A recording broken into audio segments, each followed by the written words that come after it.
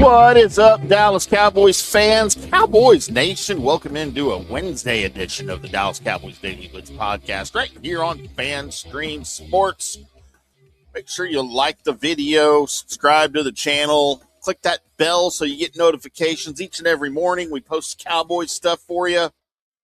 Maybe follow along some of these other shows we've got on the YouTube channel for you. And follow along, of course, over at FanStreamSports.com. It is Cowboys Wednesday. It's Cowboys every day on the Daily Blitz here. Thought today we would talk about something that Jerry Jones absolutely loves. That is big names, veteran names, names that can dominate headlines. Here we are in July, before training camp even.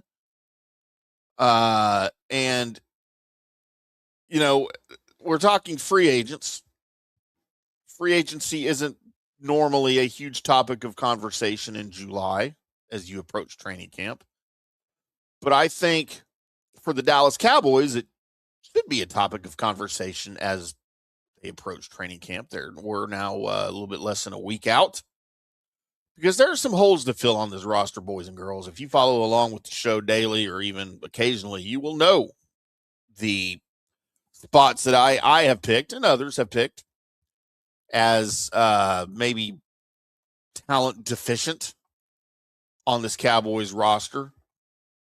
And as the Cowboys are preparing for training camp, those boys over at Blogging the Boys identified 5 veteran free agents who could potentially help the Cowboys. And it's a wild list. Future Hall of Famers, Pro Bowlers, a controversial running back, and a possible solution at left tackle. So let's get into some of these names. And I've ranked these names by order of, in my opinion, least importance to most important. So let's start with number 5 on the list, Joe Mixon. And I know the Cowboys already have Javonte Williams. He is the presumed lead. I don't even think he's the presumed lead running back. He is your guy. And Dallas has younger options behind him. But the question is whether the Cowboys truly have a dependable option behind him. And I think there's questions about Javonte Williams going into a second year carrying the same workload he carried last year, which was a career workload for him. He never was used as much in Denver as he's being used with the Cowboys. Mixon would bring experience, a little bit of physicality, and a proven ability to handle a heavy workload. And I'll be very honest here, this would be the most complicated name on this entire list. Because the Cowboys would have to decide whether Mixon still has enough left physically, whether he fits the locker room, and whether adding another veteran running back makes sense financially. Because, of course, this is not fantasy football. You can't just collect names because they're names that you recognize. Dallas would have to ask Mixon, too, if he would accept a reduced role. He's not going to be the guy here. He would have to rotate with Javonte Williams. Is he going to be comfortable getting 12 touches, 8 to 12 touches instead of carrying the entire offense? And from Mixon's perspective, would Dallas even be an attractive destination unless they promised him an ability to start? My take on this one, I'm probably passing. The Cowboys have much bigger problems than running back depth right now. And unless Mixon is willing to come here on an extremely team-friendly deal, Dallas needs to spend that money somewhere else, in my opinion. Dallas doesn't need another offensive headline maker. They need some defensive help, and that's where we get into number 4. A guy that we have discussed on this show. Did a whole show dedicated to him. I'm sorry, I already said that. Von Miller. Now we get into the name that the Cowboys have been discussing, not just this offseason, literally for years. Every time he's available, he gets attached to the Cowboys. Local kid, A&M product. He's openly talked about his Cowboys connection throughout his career. And every offseason, somebody finds a way to put Von Miller in a Dallas Cowboys uniform. And at this point, Von Miller to the Cowboys has become the NFL version of a reunion tour that keeps getting announced but never actually happens.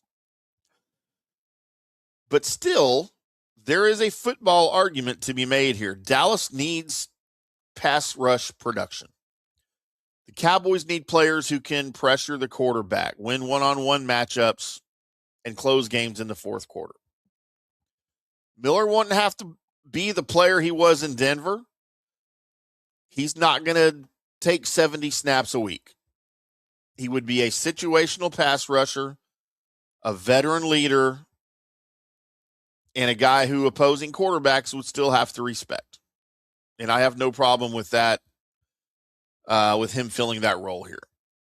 But again, the move would only make sense if the price is right and he accepts the right role. You're not going to sign Von Miller to be the future of the defense. You're signing him because you still think he can give you 20 to 25 snaps, high-impact snaps on Sundays. And my biggest concern is that Dallas would treat signing Von Miller like it solved their entire pass rush issues, and I don't think it would.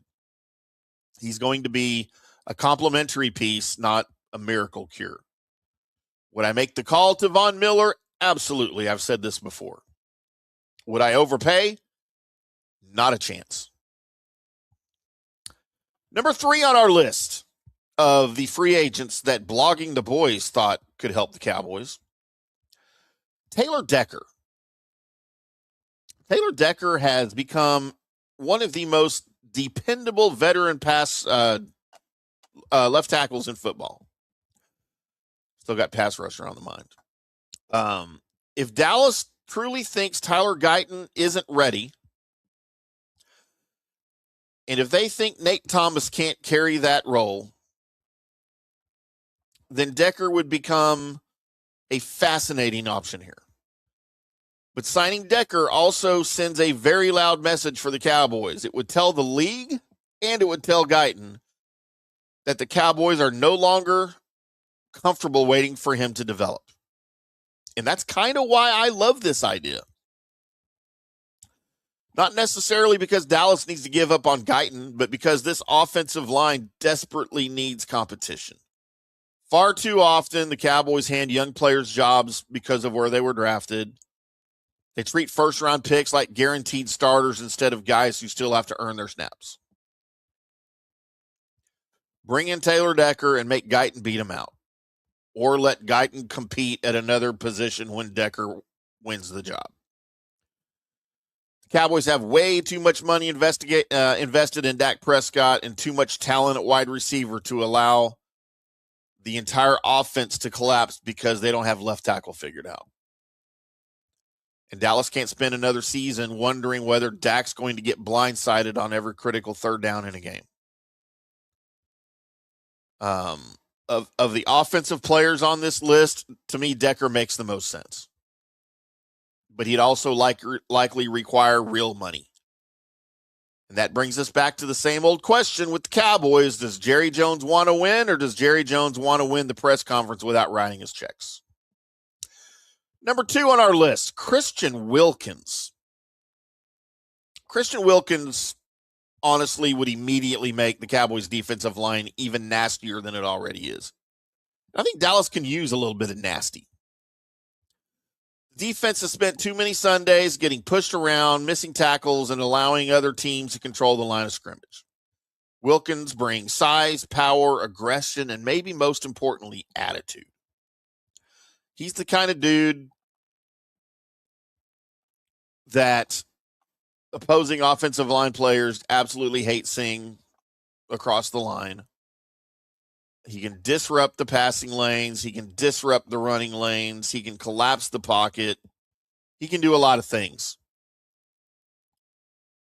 One of the most important things he can do, and why this pertains to the Cowboys, is he can make life easier for every linebacker lined up behind him. And for the Cowboys who have a significant linebacker issue, I think that's important. Strong linebacker play often comes with defensive tackles keeping blockers out of the second level. And Wilkins can do that. If the Cowboys' defensive front is getting moved backwards, it doesn't matter who's playing Mike linebacker. He's going to spend the entire afternoon trying to fight through 320-pound offensive guards. Wilkins can change that. But with him, there's two massive questions. First, what is his physical condition? And second, what would it cost? Dallas can't sign somebody just because he's a big name. The Cowboys need to be convinced that Wilkins can stay healthy and still play at the level they need him to play at. If the medical condition evaluations check out, I think this is absolutely a type of move the Cowboys should consider. If you want to change the defense, you start in the trenches. The number one player on this list, boys and girls, a guy I am still very high on. We were just talking about linebacker deficiencies. How about bringing in Bobby Wagner? This is number one, and it's not close. If the Cowboys are serious about stabilizing the defense before week 1, Bobby Wagner is the first call I am making. Dallas lacks a proven middle linebacker, and that's not a small concern. He is the quarterback of your defense. The middle linebacker has to communicate, diagnose formations, recognize run concepts, and make sure everybody else on the defense is lined up correctly. You can't fake experience in the middle of the field, and Wagner has seen everything. He's played in massive games. He's led elite defenses. He understands how offenses are trying to attack before the ball is even snapped. And yes, I know, I understand, he is not the same athlete he was 5 years ago. But his football intelligence will immediately elevate everybody around him. He could help the young linebacker room. He could help Christian Parker install his system. He could prevent coverage busts. He could prevent missed assignments. He could prevent communication breakdowns. All of those things that destroyed the Cowboys defense last year. And this isn't about asking Bobby Wagner to come in and be a one-man defense. This is about giving the Dallas Cowboys an adult in the room. I think he's the same age as Christian Parker, come to think of it. They're close. Look, the Cowboys have young talent. They've got athletes. They've got a ton of players with upside. What they don't have is a proven veteran voice, a proven veteran leader on the defense. Bobby Wagner provides that. And if Dallas enters week 1 without making a serious attempt to strengthen the linebacker room, the front office has zero right to act surprised when Dallas has issues on defense, especially in the middle of the field. So, I hand it over to you, boys and girls. Which move out of these 5 would you want to make? Joe Mixon, Von Miller, Taylor Decker, Christian Wilkins, or Bobby Wagner? What do you think? Again, if I'm Jerry Jones, I'm calling Wagner first. I'm calling Wagner second. I'm calling Wagner third. And then I'm probably calling Wilkins fourth. Because the Cowboys don't need another luxury player. They need some toughness. They need leadership. And they need defensive stability. We know the offense is going to score points. What we don't need is another league worst defense. We don't need a top 5 defense, top 10. We don't even need a top 15, top of the half league defense. We just don't need to be the worst. And there's guys out there that can help. And there's guys out there. All of these guys are feasible if the price is right. And I'm telling you right now, the price is right for Bobby Wagner. That is 100% a deal he would make to come to Dallas. So, who are you guys taking? Let me know.